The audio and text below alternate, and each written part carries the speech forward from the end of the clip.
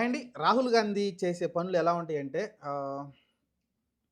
ఒక్కోసారి సర్ప్రైజింగ్ అనిపిస్తాయి. కొన్ని అమాయకమైన పనులు చేస్తా ఉంటాడు. ఈరోజు చూసుకుంటే ఉపరాష్ట్రపతి వాళ్ళైతే అభ్యర్థినైతే ప్రకటించారు. సుదర్శన్ రెడ్డి తెలంగాణకు సంబంధించిన వ్యక్తి, తెలుగు వ్యక్తి. బావుంది. వ్యూహం అనుకున్నారు. ఏంటి తెలుగు వాళ్ళకి సంబంధించి ఇప్పుడు వైసీపీ గాని, లేకుంటే జనసేన గాని, లేకుంటే టీడీపీ గాని వీళ్ళ మద్దతు కావాలనైతే రేవంత్ రెడ్డి గారు రిక్వెస్ట్ కూడా చేయడం చూసాం మనమైతే. మన తెలుగు వాళ్ళ ఆత్మగౌరవం అని అయితే ఆయన మాట్లాడడం చూసాం. ఇంకా చూసుకుంటే చాలామంది మేధావులు అసలు మనం ఈ ఛానల్ పెట్టిందే దాని గురించి యాక్చువల్‌గా. ఎందుకంటే మనం జర్నలిస్ట్ కాదు. మనమేమి దాని గురించి చదవలేదు. నేనొక సివిల్ ఇంజినీర్‌ని కదా! నేనొక సివిల్ ఇంజినీర్‌ని. మనం ఈ రెగ్యులర్‌గా ఈ వార్తలన్నీ చూస్తా ఉన్నప్పుడు ఏంటంటే ఏంటి ఇక్కడ ఎందుకు ఇలా వీళ్ళెందుకు ఇలా మాట్లాడుతున్నారు? వీళ్ళందరూ బాగా చదువుకున్న వాళ్ళు గదా! మంచి ప్రొఫెసర్‌లు గదా! లేకుంటే మంచి జర్నలిస్టులు గదా! లేకుంటే మంచిగా పెద్ద పెద్ద పదవుల్లో ఉన్నోళ్ళు గదా! వీళ్ళెందుకు ఇలా మాట్లాడుతున్నారని ఆలోచించినప్పుడు, ఎందుకు వీళ్ళు నిజాన్ని నిజంగా చెప్పలేకపోతున్నారు? లేకుంటే ఎందుకు వీళ్ళు వేరే విషయాన్ని వేరే కోణంలో ఎందుకు ఆలోచిస్తున్నారు? దీన్ని స్ట్రెయిట్‌గానే చూడొచ్చు గదా! అనిపించింది నాకైతే. వీళ్ళెందుకు దాన్ని డైవర్ట్ జేసి లేకుంటే దాన్ని తికమక బెట్టి వేరేలాగా మాట్లాడతారేంటి అనేదైతే చాలా కన్‌ఫ్యూజన్ ఉండేది నాకు. అప్పుడు అనిపించిందేంటంటే తర్వాత నాకు ఉండంగా ఉండంగా నాకు కొంచెం అర్థమైందేంటంటే, ఓహో! వీళ్ళు పలానా పార్టీలకి కొమ్ము కాస్తారు కాబట్టి, ఆ పార్టీ ఏం చెప్తే అదే చేస్తారు. అక్కడ తప్పున్నా సరే దాన్ని ఒప్పుగా చూపించే ప్రయత్నం చేస్తారు. అని రకరకాలుగా అయితే నాకు చాలా ప్రశ్నలైతే వచ్చినియి మనసులోకి. అప్పటినుంచి నేను సరే మనం ఒక ఛానెల్ పెడదాం. ఆల్రెడీ ఇంతకుముందు ఒక ఛానెల్ పెట్టాం. అది పక్కన పెట్టేస్తే, తర్వాత ఒక ఛానెల్ పెట్టాం. ఛానెల్ పెట్టి దీనిలో మనం అసలు మనకు నచ్చింది చూద్దాం. మనకు పార్టీలకి సంబంధం లేదు. ఏ తెలుగుదేశానికి, ఏ బీఆర్ఎస్ పార్టీకి, ఏ కాంగ్రెస్‌కి, ఏ జనసేనకి మనకు సంబంధం లేదు. మనం ఒక విషయాన్ని న్యూట్రల్‌గా ఆలోచిస్తే మనకి ఏం అర్థమవుతుంది? మనం ఒక్కోసారి తప్పై ఉండొచ్చు. దాన్ని కరెక్ట్ చేసుకునే ప్రయత్నం చేస్తాం. దాన్ని కరెక్షన్ చేసుకొని ముందుకెళ్తాం. No issue. ఎందుకంటే ఎవరైనా ఇది తప్పురా బాబు అంటే దాన్ని మనం కరెక్ట్ చేసుకుంటాం. ఎందుకంటే మనమే రైట్ అని ఎప్పుడు మనం మొండి పట్టుగా ఉండకూడదు కదా! ఒక్కోసారి మనం తప్పు మాట్లాడతాం.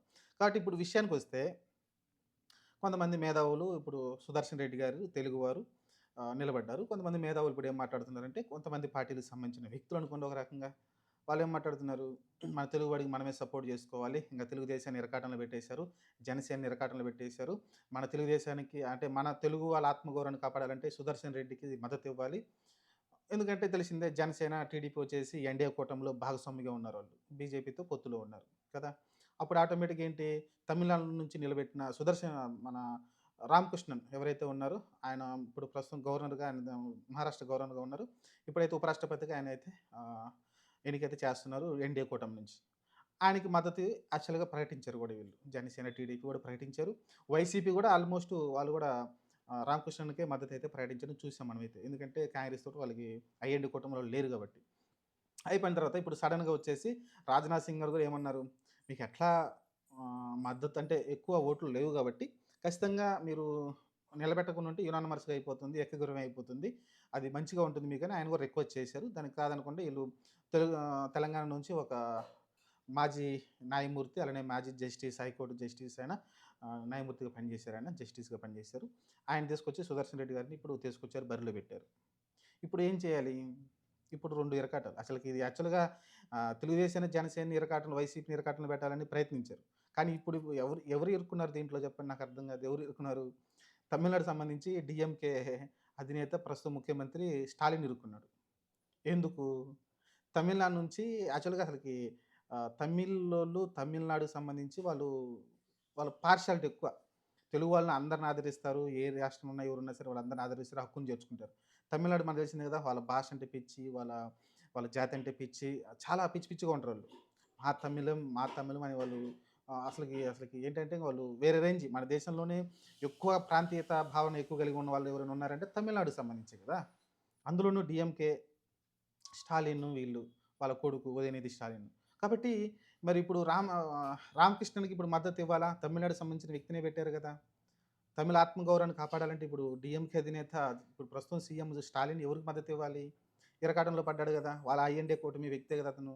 ఈరోజు మరి ఆ రామకృష్ణన్‌కి మద్దతు ఇవ్వకపోతే ఏమైనట్టు? అప్పుడు తమిళ ఆత్మగౌరవము పోయినట్టేనా? తమిళుల్ని వంచన చేసినట్టేనా? తమిళనాడు ప్రజల్ని వంచన చేసినట్టేనా? కాబట్టి ఇప్పుడు ఐఎన్‌డే కూటమికి సంబంధించిన కొంతమంది వ్యక్తులు లేకుంటే కొంతమంది మేధావులు మాట్లాడేదేంటంటే, ఇప్పుడు ఖచ్చితంగా తెలుగుదేశం తెలుగు వాళ్ళ ఆత్మగౌరవం నుంచి పుట్టింది. జనసేన మన తెలుగు అని మాట్లాడుతా ఉంటాడు పవన్ కళ్యాణ్ గారు. మరి ఈరోజు సుదర్శన్ రెడ్డికి ఐఎన్‌డే కూటమికి సంబంధించిన బలపరిచిన వ్యక్తి అతనికి ఓట్లేయాలని అయితే మాట్లాడుతున్నారు. ఇరకాటంలో పెట్టినట్టు. ఎందుకు? ఇప్పుడు ఆల్రెడీ డీఎంకే ఎవరైతే స్టాలిన్ ఉన్నాడో, స్టాలిన్ ఆల్రెడీ సుదర్శన్ రెడ్డికి మద్దతు ఇచ్చేసాడు. తమిళనాడుకు సంబంధించిన రామకృష్ణుడికి మద్దతు ఇవ్వలేదు. అంటే రేపొద్దున వాళ్ళందరి ఓట్లు గూడా ఈ ఐఎన్‌డీ కూటమికి సంబంధించిన సుదర్శన్ రెడ్డికి, తెలంగాణ వ్యక్తికే ఏస్తారు. అప్పుడు తమిళనాడు ఆత్మగౌరవాన్ని ఇంగ పోయినట్టే గదా! మరి అదెందుకు మాట్లాడట్లే ఈళ్ళు? ఖచ్చితంగా టీడీపీ ఆల్రెడీ మద్దతు ఇచ్చేసింది గూడా. ఆల్రెడీ స్టార్టింగే మద్దతు ఇచ్చేసింది కాబట్టి ఇంక సుదర్శన్ రెడ్డికి ఓట్లు పడే అవకాశం లేదు. ఆల్రెడీ బీజేపీకి దాదాపు పైనే ఉన్నాయి. 430 400 పైనే ఉన్నాయి. కాబట్టి ఆల్మోస్ట్ డిక్లేర్ అయిపోయింది. ఉపరాష్ట్రపతిగా రామకృష్ణన్ తమిళనాడుకి సంబంధించిన ఉపరాష్ట్రపతిగా డిక్లేర్ అయిపోయింది. ఆల్మోస్ట్ ఆయన గెలిచినట్టే. రేపొద్దున ఓటింగ్ జరుగుతుంది. ఆయన గెలిచేస్తాడు. కాకపోతే ఇక్కడేందంటే ఏదో పెద్ద ప్లానేసినట్టు, ఏదో జేసినట్టయితే మాట్లాడుతా ఉన్నారు. ఇంక కొంతమందయితే టీడీపీ ఇప్పుడేం జేస్తుంది, జనసేన ఇప్పుడేం జేస్తారు, ఖచ్చితంగా సుదర్శన్ రెడ్డికే ఓటేయాలి, ఇది తెలుగు వాళ్ళ ఆత్మగౌరవం, ఇయన్నీ మాట్లాడుకొస్తున్నారు. కాబట్టి ఇయన్నీ అర్థం పర్థం లేని విషయాలు. ఎన్‌డీఏ కూటమిలో వాళ్ళున్నారు గాబట్టి ఆటోమేటిక్‌గా రామకృష్ణ గారికే మద్దతిస్తారు. అటుపక్క స్టాలిన్ గారు గూడా డైరెక్ట్‌గా తీసుకొచ్చి ఆయన ఎన్‌డీఏ కూటమిలో లేడు గాబట్టి, ఆ ఎన్‌డీఏ కూటమిలో ఉన్నాడు గాబట్టి, ఈరోజు సుదర్శన్ రెడ్డి తెలుగువాడికి మద్దతిస్తున్నారు. ఇక్కడ అంతే. ఇంగక్కడ ఏం పెద్ద ఇక్కడేదో పెద్ద రాజకీయం పెద్ద వ్యూహమేసినట్టయితే రాహుల్ గాంధీ లేకుంటే రేవంత్ రెడ్డి మాట్లాడుతా ఉన్నారు. సరే ఇదొక విఫలమైన వ్యూహం అనుకోవచ్చు ఒక రకంగా చెప్పంటే. రాహుల్ గాంధీ ఏ వ్యూహమేసినా అది విఫలంగానే ఉంటుంది. ఓటు చోరీ అన్నాడు. అసలు దాని గురించి ప్రజల్లో ఏమైనా స్పందన ఉందా? సౌత్ ఇండియా నుంచి ఏమన్నా కొంచెమన్నా స్పందన ఉందా? కొంచెమన్నా కొంచెం ఇప్పుడు అసలకి మహా అదేది మన కర్ణాటకలో వాళ్ళ ప్రభుత్వం ఉంది గదా!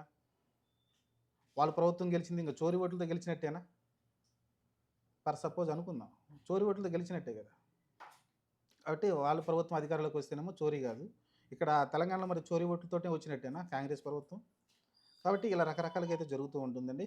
సరే ఇయన్నీ పక్కన పెట్టేస్తే రాహుల్ గాంధీ వ్యూహం ఏదైతే ఉందో అది ఫెయిల్ అయినట్టే. దీన్ని మనం న్యూట్రల్‌గా చూస్తే ఎన్‌డీఏ కూటమికి ఆల్రెడీ మెజారిటీ ఉంది కాబట్టి ఆటోమేటిక్‌గా వాళ్ళే గెలుస్తారు. నలిసి ఇంతకుముందు జస్ట్ ఏకగ్రీవం చేసేస్తుంటే ఒక మంచిగా ఉంటుంది. ఎందుకంటే అతను కూడా మంచి పర్సనే. కాకపోతే ఆర్ఎస్ఎస్ నుంచి వచ్చాడు కాబట్టి కొంచెం అది ఒకటి ఉంటుంది. ఇతను కరుడు గట్టిన బీజేపీ వాది లేకుంటే ఇలా రకాల హిందుత్వవాది అని ముద్రైతే వేస్తారు. అది కామన్. ఎందుకంటే బీజేపీ ఎప్పుడు కూడా అసలు ఎవరైనా ఊహించారు చెప్పండి? ఒక తమిళనాడు నుంచి ఒక ఈ రాధాకృష్ణ అనే వ్యక్తిని ఎవరైనా ఊహించారా? ఎవరైనా ఊహించారా? ఉపరాష్ట్రపతి అవుతాడని? ఆయన కూడా ఊహించుండడు. నాకు ఉపరాష్ట్రపతి వస్తదని కల్లో కూడా ఊహించుండడు. కానీ ఆయన వరించింది. కాబట్టి బీజేపీ ఇదే మెయిను. ఏ ద్రౌపది ముర్ము కూడా ఎవరైనా ఊహించారు అసలు ఆమెని? ఆమె రాష్ట్రపతి మన రాష్ట్రానికి, మన దేశానికి రాష్ట్రపతి అవుతుందని ఎవరైనా ఊహించామా? ఆమెను తీసుకొచ్చి రాష్ట్రపతిని చేయడం చూసాం. అంటే ఎక్కడెక్కడో మూలాల నుంచి తీసుకొచ్చి అంటే వాళ్ళ కార్యకర్తలుగా చిన్నప్పటి నుంచి పనిచేసిన చిన్న చిన్న కార్యకర్తల నుంచి పనిచేసిన వాళ్ళందరినీ గుర్తించి బండారు దత్తాత్రేయ చూసాం గదా! ఆయన్ని గవర్నర్‌గా పెట్టడం కావచ్చు. ఇలా ఈ పార్టీ కోసం చిన్నప్పటి నుంచి కష్టపడిన వాళ్ళందరిని గూడా వాళ్ళ హక్కును చేర్చుకొని బీజేపీ ఈరోజైతే పదవులైతే ఇవ్వడం చూస్తున్నాం మనమైతే. కాబట్టి వెంకయ్య నాయుడు బీజేపీ కోసం ఎంత చేశాడు, ఎంత చేసి ఎప్పుడు కూడా పార్టీ వీడకుండా దాన్ని పోరాడుతూ వచ్చాడు.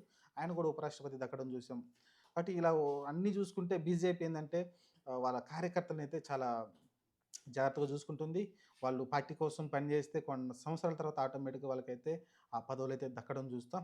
ఆ రకంగా చూసుకుంటే కిషన్ రెడ్డి కావచ్చు ఇక్కడ, ఇలా పార్టీ కోసం ఎవరైతే కష్టపడతారో వాళ్ళందరిని కూడా చేర్చుకుంటుంది. ఇంకా కాంగ్రెస్ విషయం తెలిసిందే. నియంతలా పనిచేస్తుంది. కార్యకర్తలను పెద్దగా పట్టించుకోదు. మా చెప్పుల కింద ఉండాలి, మా కాళ్ళ దగ్గరే ఉండాలన్న బానిసత్వం ఎప్పుడూ అది అమలవుతూనే ఉంటుంది. దాన్ని వ్యతిరేకించి దాన్ని ఎదుర్కొని నిలబడిన వాడే రాజశేఖర్ రెడ్డి.